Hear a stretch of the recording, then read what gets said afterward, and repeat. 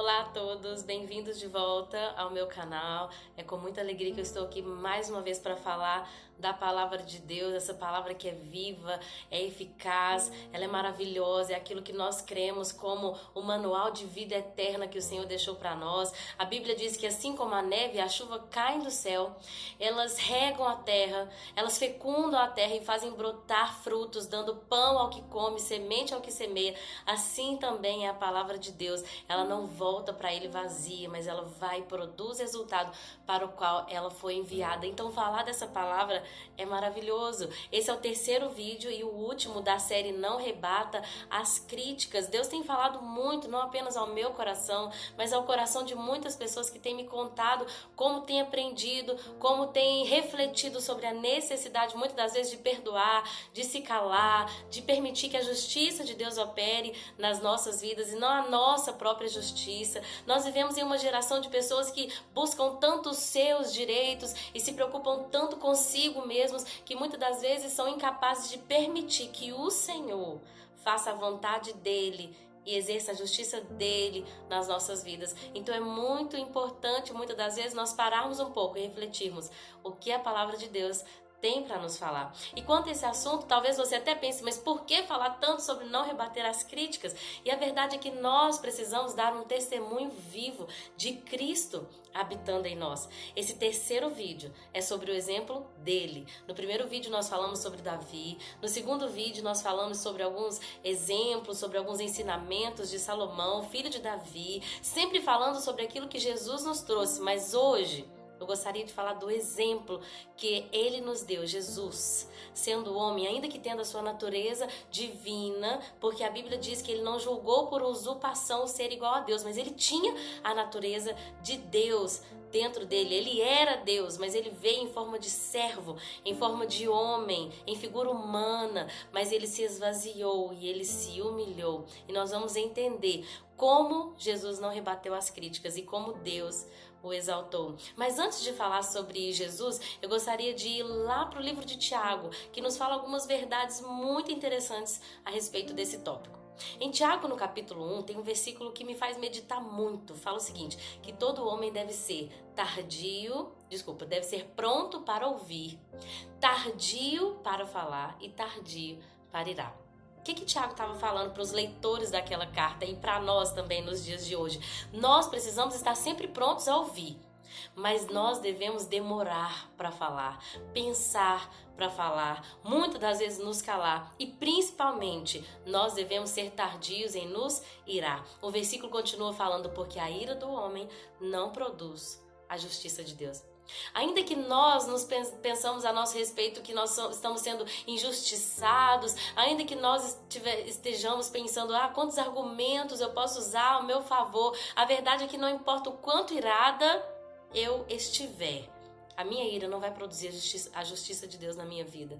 E assim também nós vamos entender no capítulo 3, no versículo 2 de Tiago, que nós tropeçamos em muitas coisas, mas se o homem não tropeça no falar, este é varão perfeito. É claro que quando fala homem, fala para nós em geral. Se nós não tropeçamos no falar, nós nos tornamos pessoas perfeitas. E que exemplo melhor de pessoa perfeita do que Jesus Cristo em carne, mostrando o exemplo prático de como ser um filho de Deus, honrado, um vaso que o honra em todas as suas atitudes, perfeito, ainda que em muito tentado, ele foi obediente até a morte e morte de cruz. No capítulo 53 de Isaías, nós vemos exatamente o que Jesus fez. A Bíblia diz que ele foi transpassado pelas nossas transgressões, moído pelas nossas iniquidades. Ele levou sobre si todas as nossas dores e enfermidades, e o castigo que nos traz a paz estava sobre ele. E pelas suas pisaduras nós fomos sarados. Mas o versículo 7 fala como ele não abriu a sua boca.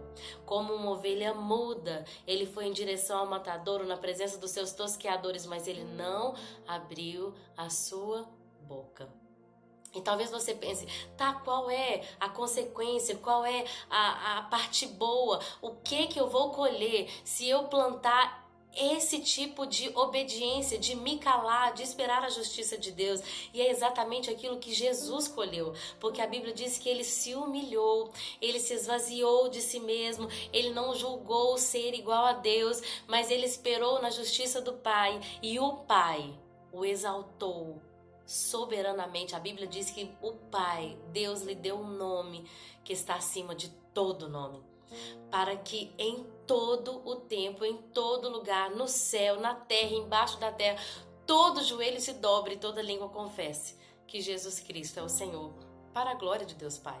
O que Deus vai fazer na nossa vida é para a glória do Pai. Mas antes que Deus nos faça algo, nós precisamos tomar essa decisão de sermos obedientes, de confiarmos na justiça de Deus, porque a nossa ira nunca vai produzir a justiça de Deus, mas Deus quer que nós sejamos pessoas que confiam nele. Nós precisamos confiar nele e crer que ao tempo dele ele fará. A Bíblia diz que ele resiste ao soberbo, mas aos humildes ele dá graça. Aquele que se humilha será exaltado, mas o que se exalta será humilhado. Todas as vezes que você tiver um momento em que você queira tomar frente dos seus problemas e falar, pode deixar que eu vou resolver, o que você está dizendo no reino espiritual é, Deus, eu não preciso de ti, porque aqui eu tomo conta. E a verdade é que nós sozinhos, nós não podemos nada, mas se Deus é por nós, quem será contra nós?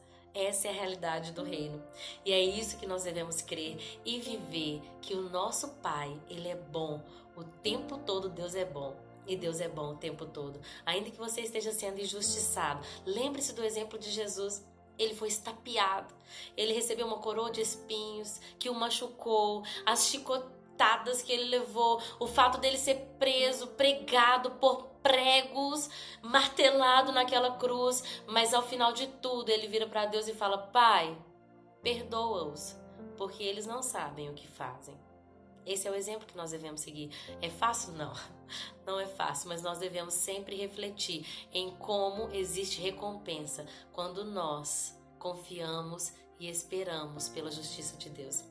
Olha, eu sei que receber um tapa na cara e virar a outra face não é fácil, mas não é porque não é fácil. Nós não devemos lutar com unhas e dentes, porque a Bíblia diz que o reino de Deus ele é conquistado por força, ou seja, não vai ser fácil conquistar o reino de Deus, mas aqueles que lutarem, esses verão a glória de Deus, esses verão como confiar em Deus produz galardão, porque a Bíblia diz que aquele que crê em Deus, aquele que tem fé, precisa crer, aquele que se aproxima de Deus, na verdade, precisa crer que Ele existe, e mais, Ele é galardoador daqueles que o busquem, que o buscam. Então, se você tem estado longe da presença de Deus, se você tem sido caluniado, busque a Ele é galardoador, ou seja, Ele é abençoador daqueles que o buscam. E se nós estivermos em Deus, irmãos, nós não precisamos de nada, porque a Bíblia diz que nele nós somos supridos de todas as coisas, ainda que andando em dificuldades,